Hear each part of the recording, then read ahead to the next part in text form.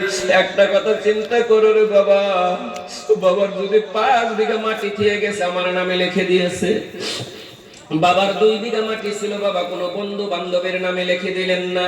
বাবা জানে আমি যখন কবরের ভিতরে চলে যাব কোনো বন্ধু বান্ধবী আমার নামে দেখেন এক ফোঁটা চোখের পানি ছেড়ে দিবে না। আমার সন্তান খাইতে গেলে আমার কথা মনে হবে, বসতে গেলে আমার কথা মনে হবে। সেই জন্য বাবা ধনী মানুষের দিকে লক্ষ্য করেন না।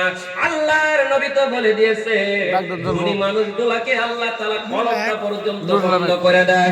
সেই জন্য মুসলমান গরিবদেরকে আল্লাহ জান্নাতবাসী করে দেয়। আমাদের মা কষ্ট করে কবরের ভিতরে চলে গেল, এই বছরের ভিতরে আমি 10,000 টাকা দান করব, লাহে লাহে দান দিয়ে দিয়ে মা বাবার কবরের ভিতরে আনন্দিত লেগে যাব। সর্বপ্রথম একজন মার পাগল আসুর অতি তাড়াতাড়ি সর্বপ্রথম 10,000 টাকা দিলেওয়ালা আক্তার হোসেন ভাই, নারে তাকবীর। জয়নাল দাঁড়ি কলিজার টুকরা সুযোগ্য সন্তান আক্তার হোসেন সাহাব কি, দানকারী আক্তার হোসেন সাহাব কি, নারে তাকবীর। আল্লাহুম্মা আমিন। আল্লাহ আমার আক্তার ভাই আল্লাহ দুনিয়ার কোন লোক লালসা করে নাই রে আল্লাহ। আল্লাহ আক্তার হোসেনের মতন আল্লাহ কত মায়ের সন্তান এখানে বসে আছে আল্লাহ। আল্লাহ মা বাবার কথা শোনার পর কিছুগুলা সন্তান আল্লাহ মন নরম করো না রে আল্লাহ। তুমি তো বলছিলে আল্লাহ কোন মা বাবা বিদায় হওয়ার পর মা বাবার জান্নাতের কথা মনে করে সন্তানের মন যদি মোমের মতন নরম করে দাও নিশ্চয়ই ওই মাকে তুমি কবুল করেছো। আজকে আক্তার হোসেনের মা বাবাকে নিশ্চয়ই তুমি কবুল করেছো রে আল্লাহ। আল্লাহ তার মা বাবার মাথার ভিতরে তোমার রহমত দা বর্ষিত করো। আক্তার হোসেনের ঘরের মধ্যে যদি পূর্ণিমা চাঁদের মতন ছেলে নিয়ে থাকে আল্লাহ, আল্লাহ বাবার কাছ থেকে যদি কোনো সন্তান বিদায় হয়ে যায় দুনিয়ার মধ্যে চার চাইতে কষ্টের বস্তু নাই রে আল্লাহ। আল্লাহ তোমার ঘরে দান করে তুমি হায়াত বাড়া দেওয়ার মালিক তুমি আল্লাহ। আবার আক্তার হোসেনের ঘরের মধ্যে কলিজার টুকরা ছেলে মেয়ের হায়াতে তওবা নসিব করে দাও, সকলেই বলো না আমিন।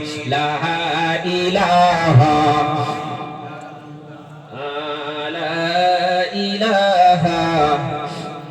এইবার বাবাজি যারা ছেলের বাবা হয়েছেন মেয়ের বাবা হয়েছেন রে বাবা আপনাদের পায়ে ধরে বলছি, নবীজি তো বলে দিয়েছে কোন বাবা মা যদি ছেলে সন্তানের জন্য দান করে ওই ছেলে সন্তানের এত বড় ভাগ্য।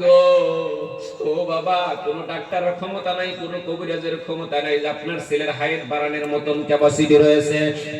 একমাত্র আমার আল্লাহ, যে আল্লাহ হায়াত দিনওয়ালা মালিক, হায়াত দিনওয়ালা মালিক, হায়াত কমানোওয়ালা মালিক আল্লাহ। ওই আল্লাহর ঘরের ভিতরে আলহামদুলিল্লাহ কি আবুল হোসেন সাহাব 10,500 টাকা, নারে তাকবীর। জনাব আবুল হোসেন সাহাব কি 10,500 টাকা, নারে তাকবীর।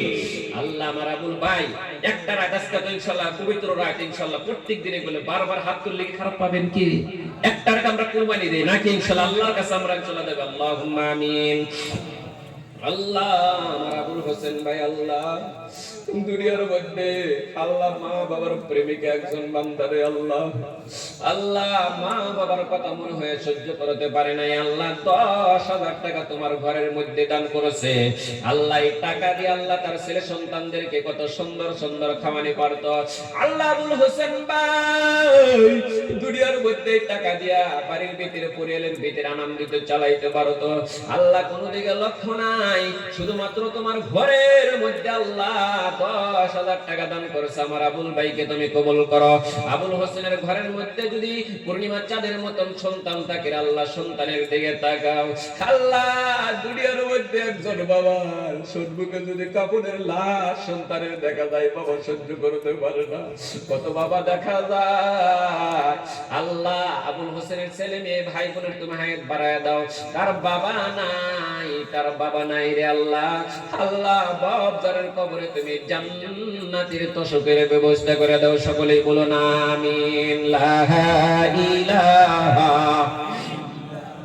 আল্লাহ তুমি দেখো দেখো আজকে কাশিয়াবাড়ি অঞ্চলের ভিতরে সব কবরস্থানকে তুমি সাইলেন্ট রেখে দিয়েছো, কবর আযাব বন্ধ করেছো রে আল্লাহ। আল্লাহ তোমার রহমতের পাও ধরে বলছি আল্লাহ, কোন কবরকে তুমি চুলকানি দিও না।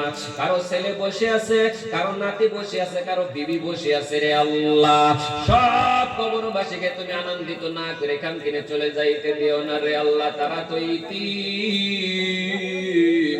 রে আল্লাহ। আল্লাহ তোমার ঘরের জন্য তোমার বান্দারা দেখো সারাটা রাত পাগলের মতন মেহনত করে করে পেন্ডেলের নিচে বসে আছে। আল্লাহ তোমার বান্দাদের মন নরম করো। হে মুসলমান, তোমাদের পায়ে ধরে বলছি রে বাবা, তুমি নিজের হাতের দ্বারাই দান করো। আল্লাহর কাছে বলো আল্লাহ আমি 10,000 টাকা ঠিক দিব, কিন্তু আমার শরীরে